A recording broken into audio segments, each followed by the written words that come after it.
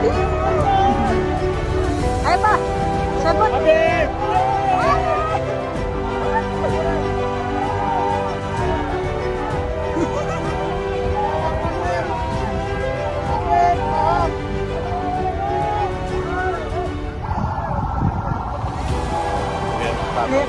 Saya jadi sama, seiring dengan Habib Rizik dan teman-teman FPI bersama-sama berjuang. Jadi gerakan kita ini bukan gerakan rasialis. Gerakan kita adalah gerakan menuntut keadilan untuk menjaga negara Pancasila ini supaya tetap utuh, tetap bersatu. Bersatu utuh itu kalau semua diperlakukan adil. Saya awalnya kita ini semua minoritas ini, orang-orang Tionghoa ini tak kenal maka tak sayang. Pandangannya ini orang yang suka melanggar aturan. Kita cuma diperlihatkan itu kan kalau FPI itu razia. Tapi teman-teman saya tanya, kita berpandangan begini kepada FPI, kepada Habib ini, emang kita pernah dirugikan? Ternyata teman-teman bilang, kita nggak pernah dirugikan loh.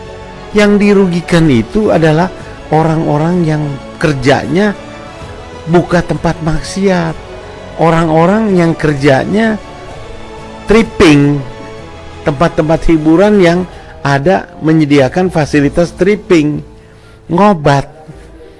Jadi kita-kita yang kerja bener ini nggak ada yang merasa dirugikan. Akhirnya kita kenal, kita berdialog. Ternyata beliau orangnya yang luar biasa, santun, baik, dan bisa mengerti. Nah, jadi saya pikir ke depan, dan yang saya bangga, mungkin kalau nggak ada FPI ini, nggak ada Habib Rizik ini, Ahok menista ini nggak ada yang marah. Ini yang saya senang, beliau tampil terdepan, memelopori, tapi adem, nggak dikasih briefing. Tidak karena Ahok ini Tionghoa, tidak karena dia Kristen, tapi karena dia menista agama. Demikian juga pada saat di KPK, FPI turun demo itu bukan karena dia Tionghoa, bukan karena dia Kristen, tapi dia korupsi. Ini yang menyebabkan saya jadi sama, seiring dengan Habib Rizik dan teman-teman FPI bersama-sama berjuang. Jadi gerakan kita ini bukan gerakan rasialis. Gerakan kita adalah gerakan menuntut keadilan untuk menjaga negara Pancasila ini supaya tetap utuh, tetap bersatu. Bersatu utuh itu kalau semua diperlakukan adil. Kalau agama mayoritas yang dinista tidak bisa diadili, bencana ini. Nggak ada lagi orang yang percaya kepada hukum. Jadi saya kira pandangan negatif terhadap Habib Rizik ini harus dibuang. Dan teman-teman saya ini hari ini bikin iklan di koran Rakyat Merdeka, satu halaman itu berterima kasih, wabil khusus katanya itu kepada Imam Besar FPI. Itu benar-benar teman-teman saya tergerak. News ini Tionghoa luar biasa. Kondisi bangsa saat ini bukan soal Islam, soal apa. Ini kondisi bangsa ini hancur begini, salah urus. Paham gak lu? Nggak ada itu isu-isu khilafah segala macam. Sekarang lu pikir pakai otak lu. Kalau Indonesia dari awal mau jadi negara Islam, itu Indonesia mayoritas Islam gitu loh. Justru dari awal itu semua sudah sepakat jadi satu negara kesatuan gitu loh. Jadi buat gua, kalau lu bilang lu apa sih naikin isu Habib Rizik Sihab mau jadi Indonesia negara Islam, lu udah baca belum? Lu udah dengar belum pidato dia? Jaga kesatuan. Gini loh bro,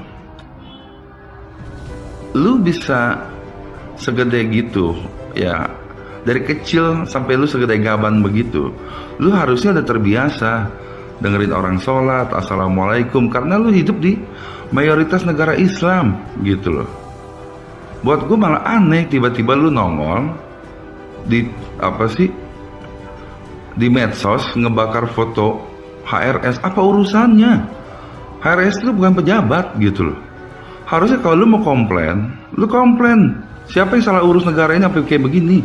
Goblok kok dipiara sih? Yang sesungguhnya Habib Rizik adalah seorang doktor dengan disertasi Pancasila. Tidak ada orang yang bisa menjelaskan Pancasila sebaik Habib. Tidak ada. Ada satu lagi yang Anda pasti terkejut. Habib Rizik. Oke. Habib Rizik kan dikenal begitu ganasnya. Iya. Itu bayangan orang. Tetapi kalau ketemu saya beda, Pak. Saya dirangkul.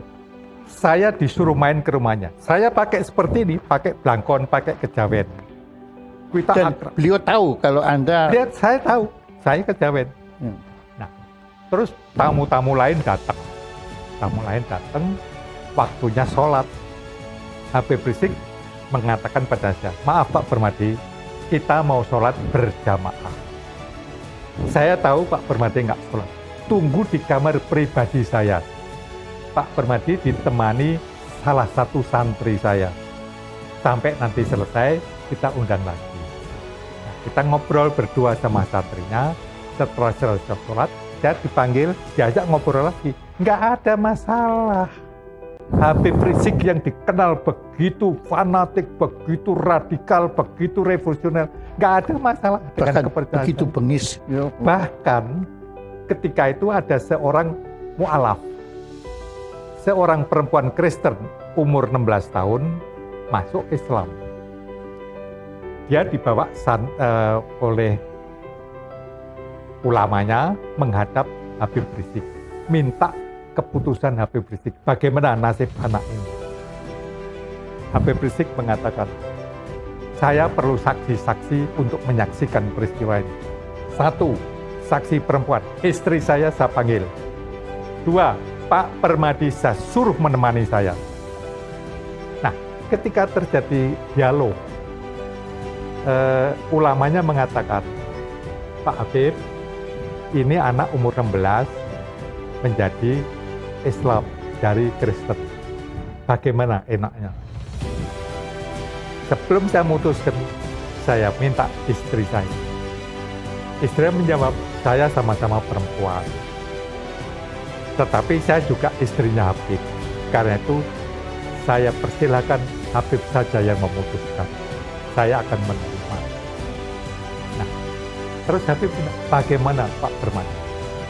Saya mengatakan, Habib, bagi saya, umur 16 itu belum dewasa. Dia belum bisa memutuskan sendiri. Karena itu, kalau dia menjadi Islam, harus ada izin dari orang tuanya.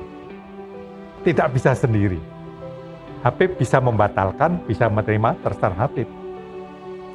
Tetapi, perempuan ini harus lapor kepada orang tuanya. Boleh atau tidak. Minta izin loh. Ya. Untuk berpindah agama. Apa putusan Habib? Saya putuskan sesuai dengan saran Pak Permadi. Kembalikan anak ini ke orang tuanya, suruh minta izin atau tunggu sampai umur 17 baru datang ke sini. Loh, itu kan luar biasa sekali Habib Rizik yang dikenal begitu galak gitu ya. Tapi itu cuma menurut saya image saja. Yang sesungguhnya Habib Rizik adalah seorang doktor dengan disertasi Pancasila. Tidak ada orang yang bisa menjelaskan Pancasila sebaik Habib. Dan saya disuruh masuk ke kamar pribadinya. Buku-buku Bung Karno itu penuh di kamar Habib. Jadi Habib adalah seorang Soekarnois. Islamnya nasionalis. Oke, masih ada lagi cerita tentang kok berani ngundang Habib Rizik? Enggak, kok berani? Enggak takut? Saya bilang, saya ngaku sebetulnya takut juga. Tapi setelah berjumpa waktu itu, kira-kira sebulan yang lalu, ternyata ketakutan kami itu tidak beralasan. karena ketakutan kami kepada Front Pembela Islam itu, apalagi ketuanya, itu didasari oleh pemberitaan-pemberitaan media massa. Dan justru kami mohon pencerahan dari Habib. Kenapa kok sampai kita ini begitu ngeri, begitu takut? Jadi saya melihat memang, saya tidak katakan semua media, tapi banyak media-media yang tidak memberitakan Front Pembela Islam apa adanya. Jadi mereka hanya memberitakan ya sesuai dengan keinginan mereka. Saya berikan contoh. Bagaimana laskar-laskar FPI pada tahun 2004 ketika terjadi tsunami di Aceh. Itu ada 1.300 laskar turun ke Aceh, bekerja di sana selama 4 bulan. Itu mengevakuasi tidak kurang dari 100.000 mayat. 100.000 mayat. Itu satu pun media tidak ada memberitakan. Nah, kemudian begitu juga bagaimana kerjasama FPI umpamanya dengan Kementerian Sosial di dalam program bedah kampung. Jadi ada satu program bedah kampung yang dilakukan oleh Kementerian Sosial yang FPI diajak untuk bekerja sama, dan kita buat MOU resmi. Bagaimana perumahan-perumahan perumahan rakyat miskin yang memang tidak layak huni di Jakarta maupun di luar Jakarta, bersama-sama dengan Kementerian Sosial kita turun, kita melakukan bedah kampung. Nah, ini juga kan tidak pernah masuk pemberitaan. Iya, saya nggak pernah tahu itu. Begitu juga kerjasama FPI dengan Kementerian Agama RI. Bagaimana kami turun di lokasi-lokasi yang banyak dihuni oleh warga Ahmadiyah, untuk kami melakukan pembinaan, bukan penyadaran, bukan kekerasan. Saya kasih contoh satu di Tenjo Waringin, perbatasan antara Garut dengan Tasik. Di sana kami melakukan pembinaan dari tahun 2009. Sampai hari ini sudah lebih dari 800 warga Ahmadiyah kembali kepada Islam. Nah, hal-hal semacam ini tidak ada yang dimuat oleh media. Jadi manakala ada suatu kejadian yang kebetulan katakanlah terjadi tindak kekerasan, nah kadang-kadang itu yang di blow up oleh media tanpa memberitakan tentang akar persoalannya. Nah, saya kasih contoh satu kejadian di tahun 2001. Itu ada kejadian di kota Jakarta ini, ada satu tempat pembinaan olahraga biliar yang dikelola oleh KONI pusat, tapi ternyata disalahgunakan oleh kelompok-kelompok masyarakat tertentu untuk ajang perjudian, penyebaran ekstasi, dan ajang prostitusi. Nah, kita sudah melakukan berbagai macam pendekatan ke KONI, ke Pemda DKI, laporkan ke polisi, sampai 2 tahun itu tidak ada tindakan. Sementara masyarakat setempat sudah resah. Nah, ketika terjadi clash antara pengelola daripada kemaksiatan tadi dengan laskar FPI, akhirnya terjadi pengerusakan, dan itu sudah diadili. Laskar FPI yang melakukan pengerusakan pun sudah ditangkap, sudah diadili, sudah dipenjara. Tapi akhirnya tempat olahraga itu pun sampai saat ini tidak dijadikan tempat maksiat lagi. Jadi sampai di penjara berarti memang FPI ini tidak membenarkan kekerasan. Ya, kita tidak membenarkan kekerasan. Artinya kalau memang ada laskar kita yang bersalah, kita serahkan ke polisi. Silakan diproses, silakan diadili, silakan dipenjara. Cuman yang memprihatinkannya Pak Jaya, peristiwa tersebut kan terjadi 2001.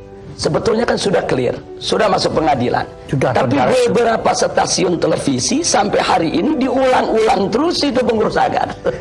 Jadi seolah-olah yang ada di benak bangsa Indonesia ya itulah KJP setiap hari. Ya. Dari segala pemberitaan yang sepihak itu, ya timbul juga kesan bahwa FPI ini sama sekali tidak punya toleransi beragama. Ya, itu kesannya. Ya.